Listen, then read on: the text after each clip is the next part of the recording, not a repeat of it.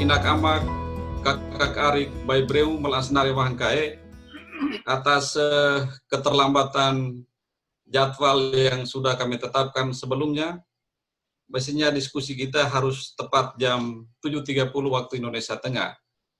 Tetapi dengan berbagai pertimbangan Tite maklumi keadaan ini, Tite dengan hati yang teduh, hati yang tenang, mari Tite ikuti diskusi Tite Empirama ini supaya Tite bisa mencapai tujuan bersama yang Tite inginkan pada hari-hari kemarin.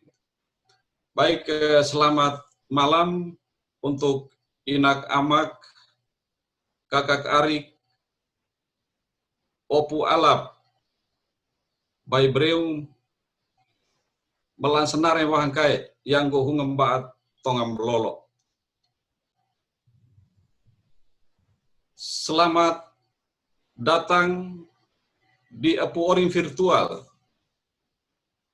wadah yang sesungguhnya dirancang untuk mengisi gagasan, kreativitas, serta dialog sesama anak-anak Lowotana dalam nuansa kekeluargaan, kebersamaan, sebagai kakak no ari dalam semangat kakang keru arimbaki. Kesempatan ini pula mewakili keluarga besar Apu Ori. Gue menyampaikan minal aidin wal faizin kepada Inak Ama kakak arik Wahangkai yang baru saja merayakan hari raya kemenangan Idul Fitri. Semoga damai beserta kita semua. Selamat malam juga buat para narasumber,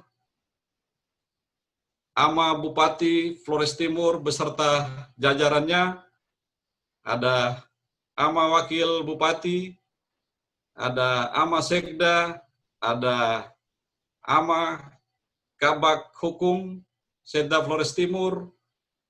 Selamat malam dan terima kasih sudah meluangkan waktu hadir bersama dengan keluarga besar Apu Ori.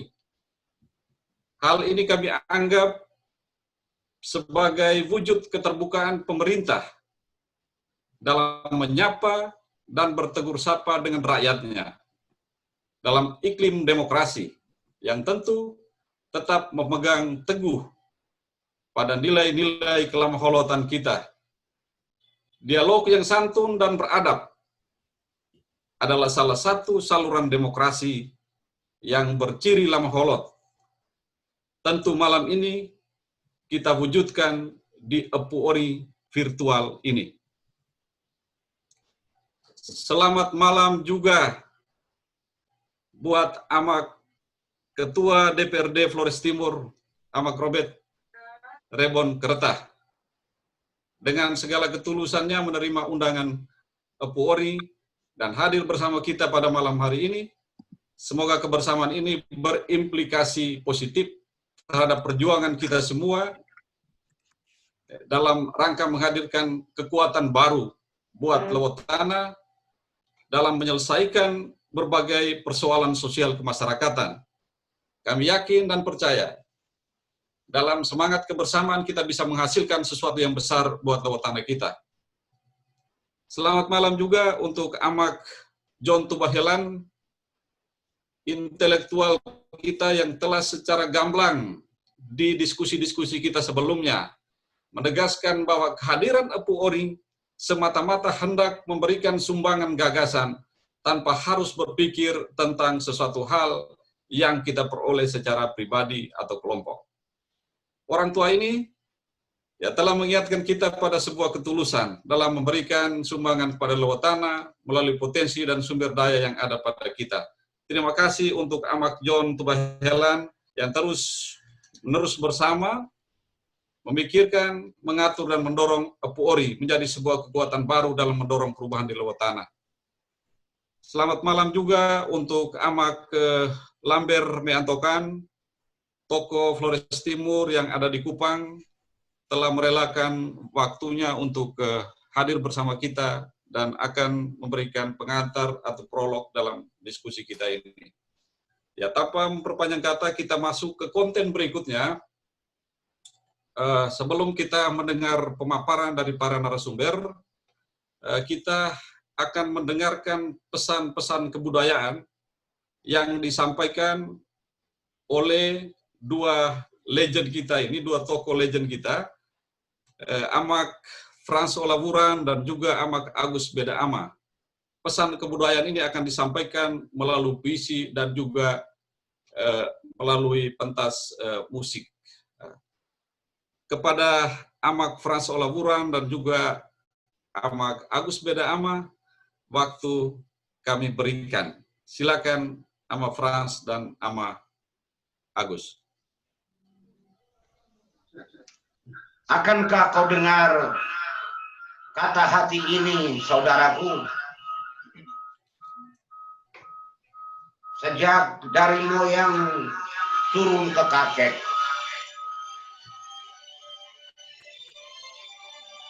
kakek turun ke bapak,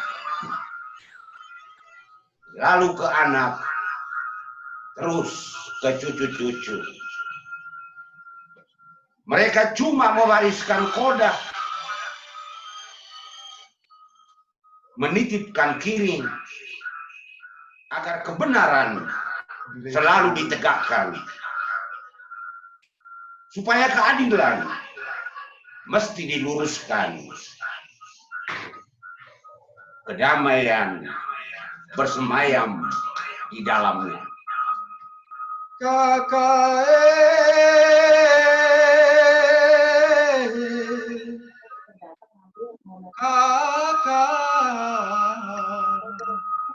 Kakak mio pulokai,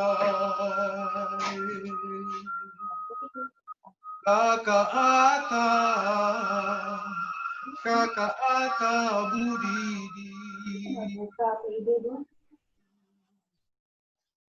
pai tutu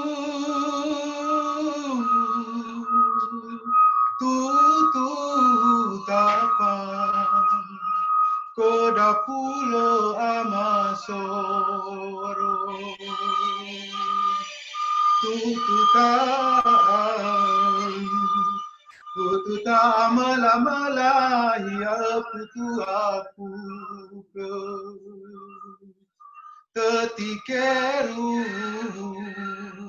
Ketikeru lao beto tisu satu dak ake netibu. Akankah kau dengar kata hati ini, saudaraku? Ketika anak-anak dan cucu-cucu tampil menawan di podium atas nama kesadaran, menggantikan dopi gala dengan buku pena. Manakala anak cucu disematkan toga tanpa tatapan bangga sang ayah dan senyum manis sang mama, lantaran mereka masih di tanah rantau. Tapi kenapa masih ada perang dan barang harus terhunus? Mengapa masih juga tombak dilontarkan atas nama kebenaran dan keadilan? Oh, Remio.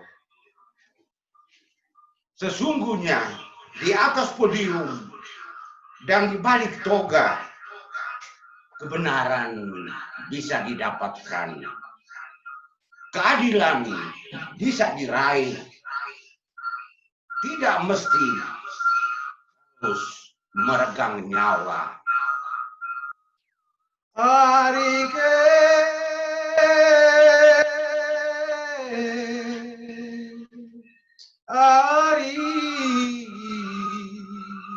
arik mi ole makai, arik ata yonem sare. Akamataan marintahan sare-sare dia orinduli tukan tetibaki langogere tipaya taga ake netawa. Akankah kau dengar kata hati ini, saudaraku? Kalau ilmu bisa mengasah hati, mengolah pikiran, biarkanlah anak cucu bicara setajam parang. Biarkan anak cucu berpikir kritis setajam buku pena. Sudah saatnya kita lepandoku di Panggala. Ya, kita beri tepuk tangan untuk Bapak Agus dan juga Bapak Frans Solaburan yang sudah sangat luar biasa menyampaikan pesan-pesan kebudayaan lewat puisi dan juga sole karololon ya napune. Ya, ada pesan yang luar biasa. Ternyata koda kiri kakak amagena itu koda kiri melansenare untuk tutugasi kelo tanah uli umena, dan itu mestinya harus juga mengalir di dalam lautan darah kita sebagai orang Lamaholot, orang Flores Timur. Terima kasih ayah-ayah buat Amak Agus dan juga Amak Frans. Kami tersentuh dan mudah-mudahan ini menjadi inspirasi untuk proses diskusi kita selanjutnya. Ya, terima kasih Bapak Agus. Bapak Frans, terima kasih. Kesempatan berikutnya, kita sebelum masuk ke pemaparan materi oleh para narasumber, di sana sudah ada Bapak Bupati, Bapak Ketua DPR, ada juga Bapak John Tubahelan. Sebelum kita sampai ke mereka, kesempatan berikut amak orang tua, tokoh Flores Timur, tokoh kita semua, amak Lamber Meantokan akan menyampaikan pengantar atau prolog untuk menyapa kita semua yang hadir pada kesempatan ini. Bapak Lamber, waktu kami berikan. Terima kasih. Bapak Bupati Flores Timur, selamat malam. Bapak Ketua DPRD Flores Timur, selamat malam. Atas nama keluarga besar Opu Orin waktu kemauan di Tanah Kupang, Tanah Timur, saya dan atas nama teman-teman bangga bertemu muka, bersua pikiran dengan bapak-bapak orang nomor 1 di Tanah Lamaholot, Tanah Flores Timur. Sama Bupati Ata Belem Tanah Lamaholot, Tanah Flores Timur. Sama Bupati Ata Belem Nuda Kelekat Ribu Ratu, Tanah Lamaholot, Tanah Flores Timur. Hormat diberi. Peraturan baru untuk Ribu Ratu Lamaholot melalui peraturan Bupati yang akan didaratkan kepada seluruh masyarakat Ribu Ratu di Tanah Lamaholot, Tanah Flores Timur. Oleh sebab itu, kami si Epuorin tua Pukamano no.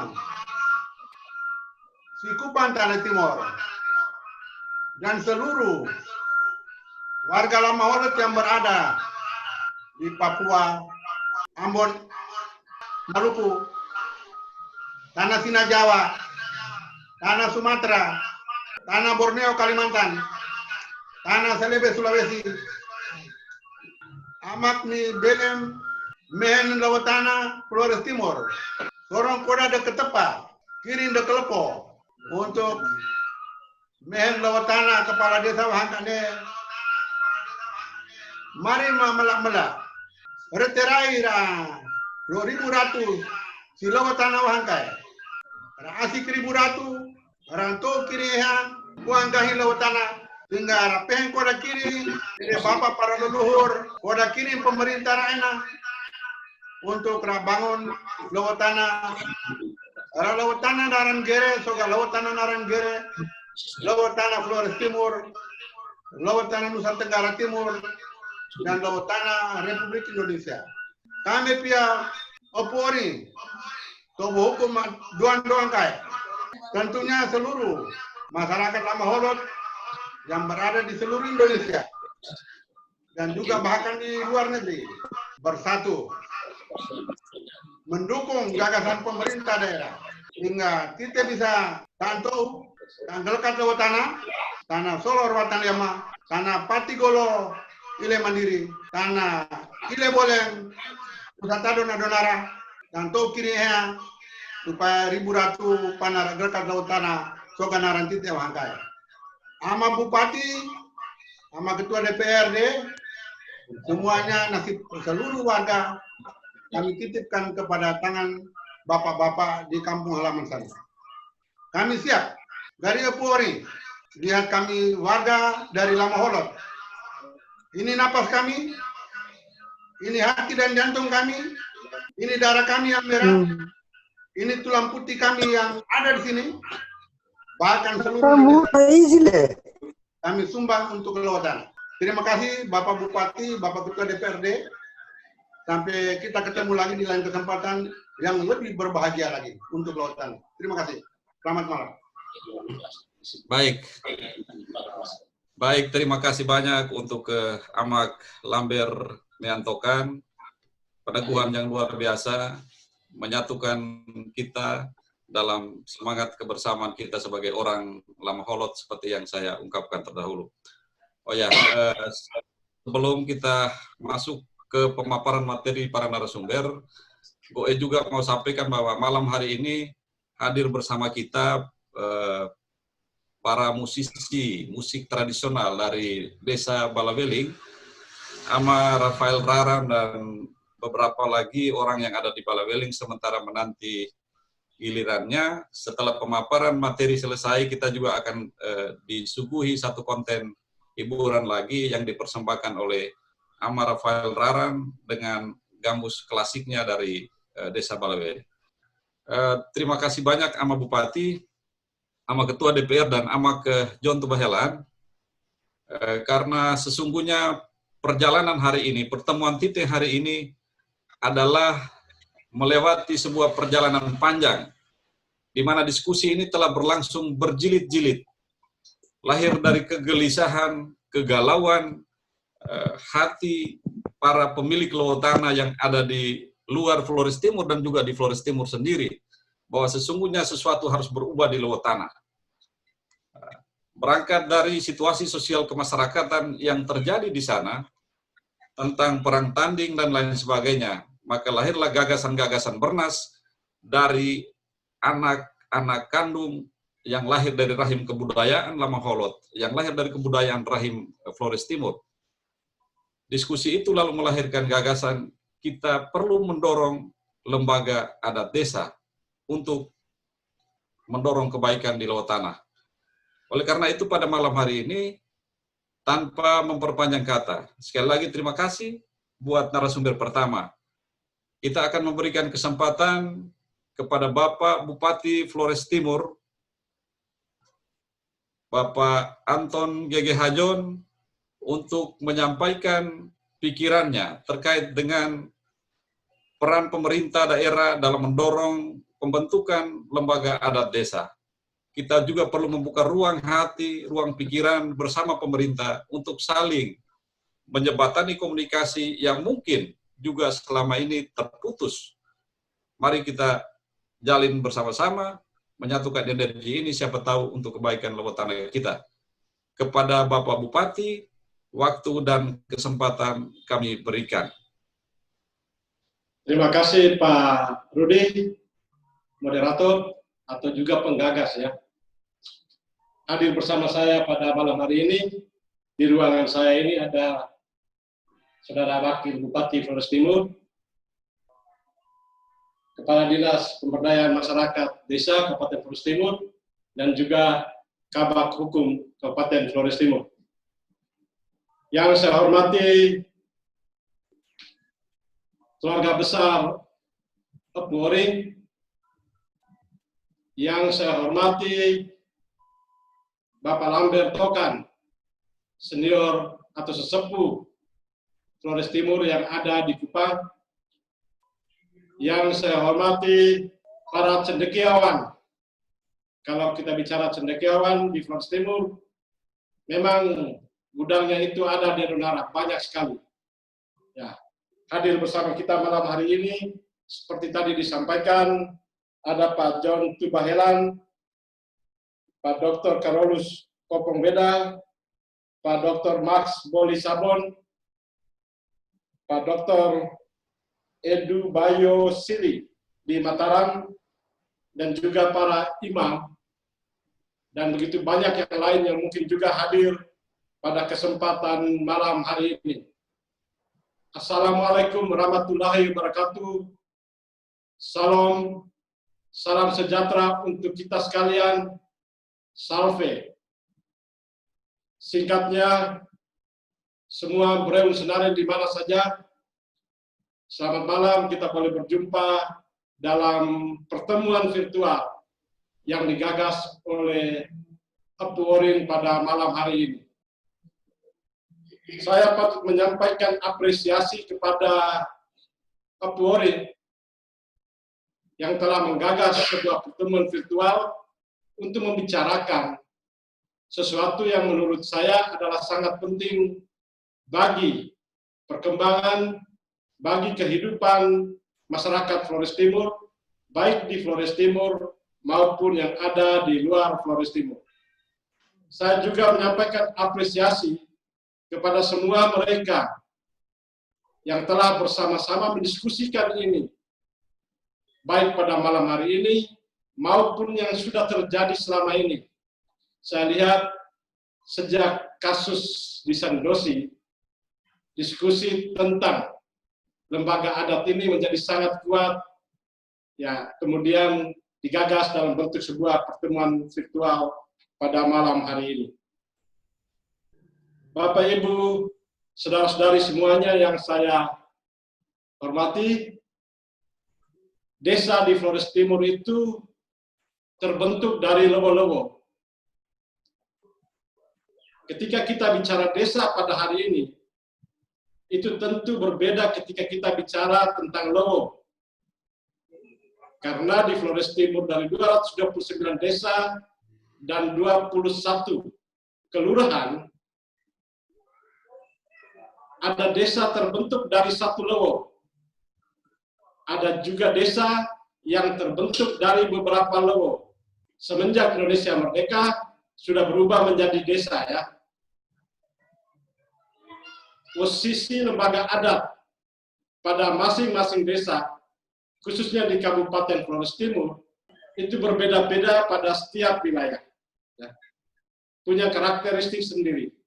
Dan juga cara pandang daripada masyarakat terhadap lembaga adat tradisional yang ada di desa masing-masing, itu berbeda-beda pada setiap wilayah.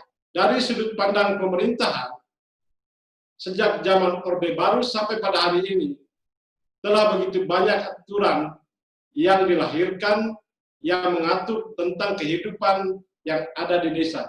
Semenjak berakhirnya masa Orde Baru, itu kita muncul dengan otonomi daerah.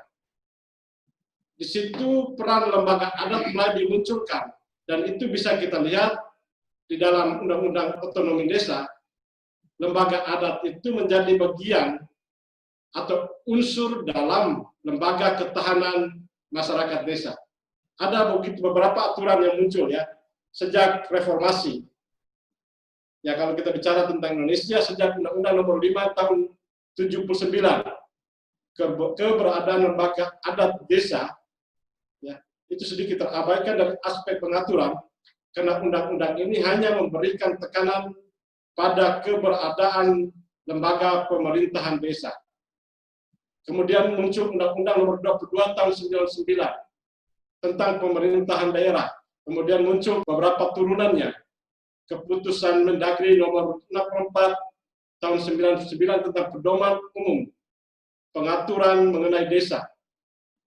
Pada tingkat kabupaten, di tahun awal reformasi, itu ada Perda Kabupaten Flores Timur Nomor 24 Tahun 2001 tentang pemberdayaan dan pelestarian adat istiadat dan lembaga adat di Kabupaten Flores Timur. Ya, saya ingat pada tahun 2000 ada sebuah seminar tentang pemberdayaan masyarakat adat di Kabupaten Flores Timur yang digagas oleh lembaga adat Kabupaten Flores Timur pada saat itu di bawah pimpinan Bapak Gula Lamore. Tetapi waktu itu salah satu pembicara yang juga hadir pada malam hari ini adalah Bapak Dr. Max Boli Sabor tahun 2000 ya. Ya, kemudian muncullah Perda Kabupaten Flores Timur Nomor 24 Tahun 2001 tentang pemberdayaan dan pelestarian adat istiadat dan lembaga adat di Kabupaten Flores Timur. Kemudian muncul Undang-Undang Nomor 32 Tahun 2004 tentang pemerintahan daerah dengan turunannya Peraturan Pemerintah Nomor 72 Tahun 2005 tentang desa. Pada saat itu tahun 2006 itu muncul Perda Kabupaten Flores Timur Nomor 17 Tahun 2006 tentang lembaga kemasyarakatan desa. Yang terakhir itu Undang-Undang Nomor 6 Tahun 2014 tentang desa. Turunannya berupa Peraturan Pemerintah Nomor 43 Tahun 2014 tentang Peraturan Pelaksanaan Undang-Undang Nomor 6 Tahun 2014 tentang desa. Kemudian Permendagri Nomor 18 Tahun 2018 tentang lembaga kemasyarakatan desa dan lembaga adat desa. Pada tingkatan ini, biasanya kalau lembaga adat atau tokoh adat, mereka tergabung dalam lembaga menjadi salah satu unsur dalam lembaga ketahanan masyarakat desa. Tetapi dengan Undang-Undang Nomor 6 Tahun 2014, itu kita lihat lembaga adat desa berdiri sendiri. Lembaga ketahanan masyarakat desa tersendiri. Jadi lembaga-lembaga non-pemerintahan. Kita tahu bahwa di desa itu, lembaga-lembaga pemerintahan itu kepala desa sampai dengan kepala dusun. Sementara lembaga-lembaga non-pemerintahan itu termasuk dalamnya lembaga ketahanan masyarakat desa, kemudian lembaga adat desa, dan juga RT RW. Ya, itu termasuk dalam lembaga-lembaga non-pemerintahan desa. Ya, pada saat ini memang menjadi diskusi ya, yang cukup hangat bagaimana menyelesaikan persoalan-persoalan yang ada di desa.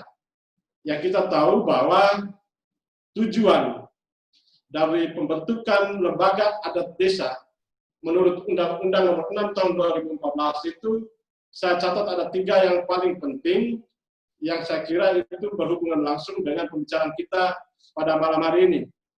Yang pertama itu memberikan pengakuan dan penghormatan atas desa yang sudah ada dengan kelembagaannya sebelum dan sesudah terbentuknya Negara Kesatuan Republik Indonesia. Sehingga tadi saya dalam awal saya bicara tentang desa di Flores Timur terbentuk dari Lewo dan juga terbentuk dari kumpulan lewo-lewo. Yang kedua, memberikan kejelasan status dan kepastian hukum atas desa dalam sistem ketatanegaraan Indonesia demi mewujudkan keadilan bagi seluruh rakyat Indonesia. memang selama ini secara bersama, tetapi selalu diikutsertakan dalam berbagai kehidupan baik di tingkat pemerintah desa. Itu nampak bahwa kehadiran tokoh adat atau lembaga adat itu nampak dan diakui, ya, nampak dan diakui.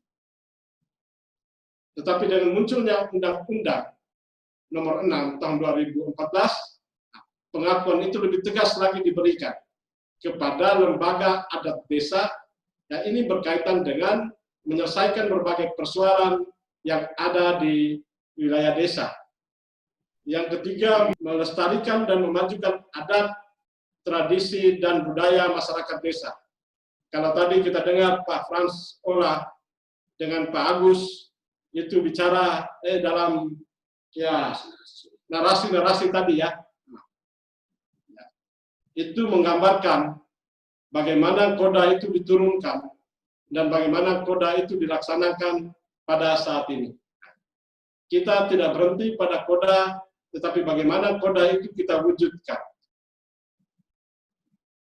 Dan tadi saya dengar juga ya bahwa sekarang saatnya orang muda Flores Timur atau para penerus pewaris adat budaya bagaimana melihat adat atau tradisi yang ada dalam kondisi kekinian baik di Flores Timur maupun di Indonesia pada umumnya. Bicara tentang pembentukan lembaga adat desa, memang peran pemerintah di sana memang real itu di situ ya. Dan pemerintah Kabupaten Flores Timur periode 2017-2022 Flores Timur Sejahtera dalam bingkai Desa Membangun Kota Menata menyadari sepenuhnya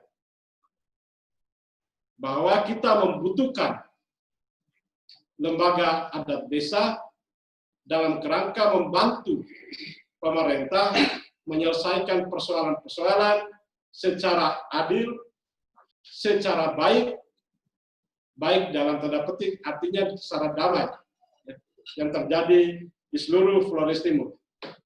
Pemerintah memang sudah memiliki rencana untuk memperkuat sesuai dengan amanah daripada Undang-Undang Nomor 6 Tahun 2014. Sehingga dalam agenda Prolegda ya sebenarnya, Prolegda sekarang disebut dengan Propenperda, itu salah satu agendanya adalah pencabutan terhadap Perda Nomor 17 Tahun 2006 tentang Lembaga Kemasyarakatan Desa. Itu salah satu agenda yang akan kita bicarakan dalam masa sidang berikut ini. Ya. Pencabutan Perda Nomor 17 Tahun 2006. Karena tidak sejalan lagi dengan amanah dari Undang-Undang Nomor 6 Tahun 2014. Nanti kita akan bahas bersama, tentu bersama DPR, dan juga dengan mendengarkan berbagai pihak. Yang jelas bahwa setelah dicabutnya Perda Nomor 17, kita memiliki ruang yang sangat luas untuk melahirkan Perbuk terkait dengan pembentukan lembaga adat desa. Jadi dalam masa sidang berikut ini kita masuk dalam itu ya, pembahasan DPRD terkait dengan pencabutan Perda Nomor 17. Saya juga ya memang draft Perbuk itu sementara kita siapkan ya. Tentu ya diskusi-diskusi seperti ini saya juga sering ikuti, lihat juga di media sosial, kemudian saya pasang telinga dari Pak Wakil Bupati, karena Pak Wakil Bupati salah satu orang Adunara ya, yang menjadi anggota grup yang Kapolri ini ya, sehingga sering mendiskusikan ya informasi-informasi itu. Beliau juga sering bercerita. Ini Pak Rudi kalau sendiri, Pak Rudi lihat dari Kupang sepertinya beliau kurang cerita sama saya ya. Padahal beliau diam-diam sering bercerita dengan saya tentang ya itu pikiran-pikiran yang muncul ya. Apakah kita membutuhkan lembaga adat desa bagi desa-desa di Kabupaten Flores Timur? tetapi semangat untuk menyelesaikan persoalan-persoalan di desa secara baik, secara damai, itu semua sepakat dengan kehadiran lembaga adat desa dalam proses-proses penyelesaian itu. Memang ada berbagai soal yang harus kita dalami secara bersama dengan pembentukan lembaga adat desa. Saya mencatat beberapa persoalan yang harus menjadi perhatian kita. Pertama, perbedaan struktur adat pada masing-masing desa. Dengan catatan, ada desa dengan satu struktur adat, ada juga desa dengan beberapa struktur adat. Karena desa tersebut berangkat dari penggabungan beberapa logo dengan struktur adat yang berbeda. Yang kedua, pola kepemilikan. Banyak masalah yang terjadi yang kemudian menyita perhatian kita semua, ya. Bahkan berujung dengan penyelesaian di ujung tombak, ya. Nah, itu adalah pola kepemilikan tanah di Kabupaten Flores Timur, struktur penguasaan dan kepemilikan tanah di Kabupaten Flores Timur atau di setiap desa. Karena memang dia berbeda-beda ya pada setiap wilayah. Kalau tadi kita bicara tentang struktur adat, di Lamholot ini ada berbagai bentuk struktur adat. Kalau kebanyakan desa-desa di daratan, itu ada Koten Kelen Hurit Marab, yang mana pola penyelesaian masalah-masalah itu Koten Kelen Hurit Marab ini kan dengan tugas atau perannya masing-masing. Kemudian bermusyawarah, bermufakat untuk mengambil keputusan. Tetapi apakah semua desa di Flores Timur dengan pola seperti ini? Mungkin ada desa tidak dengan pola Koten Kelen Hurit Marab, seperti beberapa desa di Adonara. Itu yang kita kenal, itu Taraneging Tarawana. Ada juga yang kita kenal atau kita sebut dengan Kebelelowo. Pada struktur seperti ini, apakah ada musyawarah mufakat dalam pengambilan keputusan-keputusan? Karena lembaga adat desa itu harus mendorong semangat musyawarah untuk mufakat dalam menyelesaikan persoalan-persoalan yang ada. Selain itu juga status hak atas tanah. Ya, ada hak komunal, ada hak milik perorangan. Ini harus menjadi perhatian dari kita semua untuk mendiskusikan sejauh atau sepenting apakah kehadiran lembaga adat di desa, dan yang kedua peran-peran ya, yang digariskan oleh Undang-Undang Nomor 6, apakah sesuai dengan lembaga adat tradisional yang ada di desa kita masing-masing di Kabupaten Flores Timur. Ini harus menjadi perhatian kita bersama. Memang banyak sekali pembahasan, pikiran-pikiran yang disampaikan. Saya lihat Pak Wakil juga menyampaikan pikiran-pikirannya, Pak Wakil. Ya. Bagaimana menyelesaikan persoalan-persoalan. Ya juga ada banyak, saya baca itu banyak. Saya kira itu hal-hal yang baik ya untuk menjadi perhatian kita bersama. Baik. Saya melihat pada suatu saat di awal kepemimpinan kami, ada sebuah kegiatan besar di Desa Lohayong. Itu di Desa Lohayong, Solor Timur. Itu reuni besar orang Lohayong yang mengumpulkan orang Lohayong di seluruh dunia. Jadi waktu itu saya tanya orang Lohayong, siapa saja yang hadir? Oh, semua desa. Desa apa saja coba disebut yang diundang. Ternyata sebuah desa yang habis baru selesai konflik dengan Lohayong itu disebutkan. Saya bilang bagus. Ternyata orang Lohayong tahu bahwa ada saudara mereka dari desa tersebut. Pada saat ini, yang waktu itu saya sampaikan, banyak sekali teori dalam menyelesaikan persoalan-persoalan.